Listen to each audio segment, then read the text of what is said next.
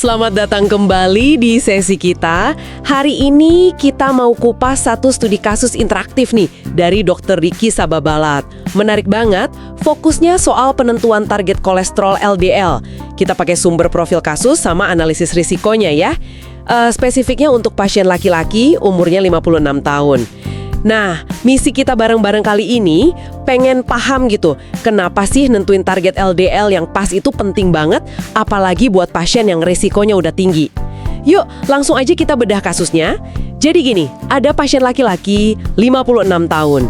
Dia datang buat kontrol rutin aja. Tapi yang perlu Anda perhatikan nih, dia itu punya riwayat diabetes mellitus ya, DM itu, sama kolesterol tinggi juga, udah 5 tahunan. Terus 3 tahun yang lalu dia pernah tuh ngerasain nyeri dada hebat. Ternyata didiagnosisnya sumbatan pembuluh darah jantung atau kita kenal penyakit jantung koroner PJK. Satu lagi yang penting, dia ini perokok berat aktif, masih ngerokok. Nah, sekarang ini dia minum obat metformin 3 kali 500 mg buat diabetesnya, sama atorvastatin 1 kali 10 mg buat kolesterolnya. Hasil lab terakhirnya, gula darah sewaktunya GDS 188 mg DL. Agak tinggi ya. Terus kolesterol total 210 mg DL dan LDL-nya 106 mg DL. Baik, nah dari data awal ini aja udah kelihatan ya poin kuncinya itu kombinasi DM sama riwayat PJK yang udah jelas ada.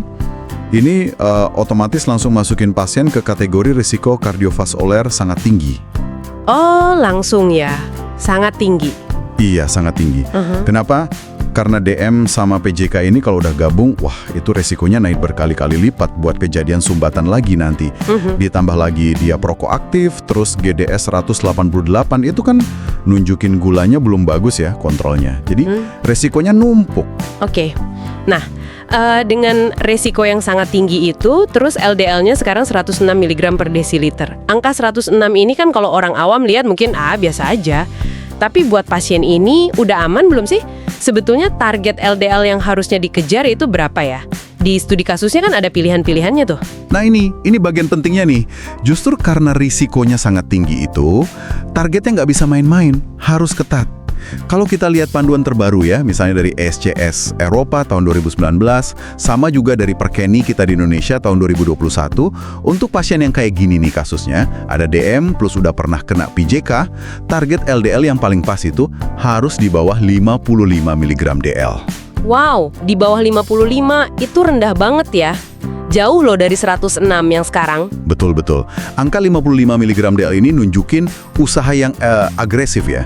Ini penting buat pencegahan kejadian serangan jantung atau stroke berulang. Kita sebutnya pencegahan sekunder. Kalau target yang 70 mg DL, itu sebetulnya rekomendasi panduan yang lebih lama. Udah nggak cukup kalau risikonya setinggi ini. Oh, jadi 70 itu udah kurang pas ya sekarang? Udah kurang pas untuk kasus ini. Apalagi kalau target 100 mg DL, wah itu jelas salah. Itu kan buat pasien yang risikonya tinggi bukan sangat tinggi. Jadi pilihan lain kayak 90 atau 120 itu ya nggak sesuai standar utama buat pasien ini. Oke. Jadi jelas ya, targetnya 55 mg DL, sementara pasien ini masih 106 mg DL. Jauh banget selisihnya. Ini artinya obat atorvastatin 10 mg yang dia minum sekarang jelas belum cukup itu. Jelas belum cukup kuat ya buat nurunin sampai segitu? Betul sekali. Dosis 10 mg itu ibaratnya baru pemanasan aja. Targetnya masih jauh. Jadi langkah paling logis, sesuai standar juga, ya terapinya diintensifkan. Maksudnya, dosis atorvastatinnya dinaikkan. Dinaikkan jadi berapa biasanya? Bisa jadi 20 mg atau bahkan mungkin 40 mg. Itu nanti dokter yang nyesuaiin. Dosis segitu kan termasuk statin intensitas tinggi ya, harapannya bisa menekan produksi LDL lebih kuat lagi.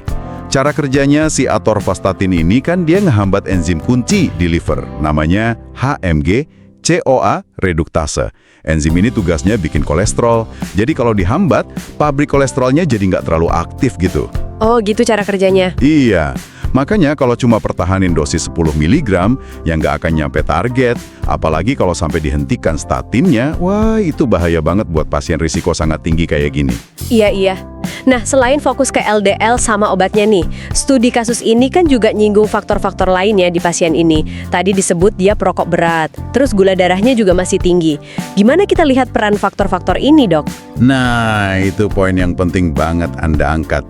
Jadi, ngobatin kolesterol itu nggak bisa cuma lihat angkanya aja. Mesti lihat gambaran besarnya, pasiennya secara utuh.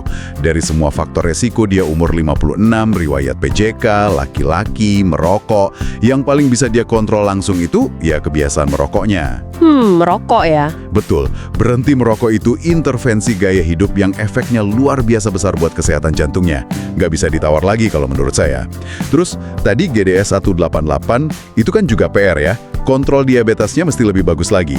Dan jangan lupa juga, biasanya pasien DM itu profil lemak darah lainnya juga suka berantakan. Maksudnya gimana tuh? Ya, trigliseridanya mungkin tinggi, atau HDL kolesterol baiknya malah rendah. Jadi nggak cuma LDL aja yang diperhatiin, tapi semua profil lipidnya mesti dipantau komprehensif. Oke. Jadi kalau kita coba tarik benang merahnya nih ya, dari kajian kasus Dr. Riki ini, buat pasien yang punya paket riwayat PJK plus DM, artinya risikonya sangat tinggi, target kolesterol jahat atau LDL-nya itu harus dikejar sampai rendah banget, yaitu di bawah 55 mg DL. Tepat. Kalau targetnya belum nyampe nih pakai dosis obat awal, langkah pentingnya ya, naikkan dosis obat statinnya, tentu sesuai anjuran dokter ya. Dan yang gak kalah penting, faktor risiko lain yang bisa diubah, terutama stop merokok, itu harus banget diusahakan.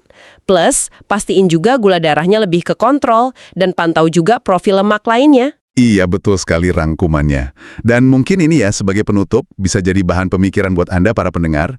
Kita tahu dari data, dari panduan, target LDL 55 ini penting banget buat cegah serangan jantung atau stroke lagi pada pasien yang risikonya sangat tinggi ini.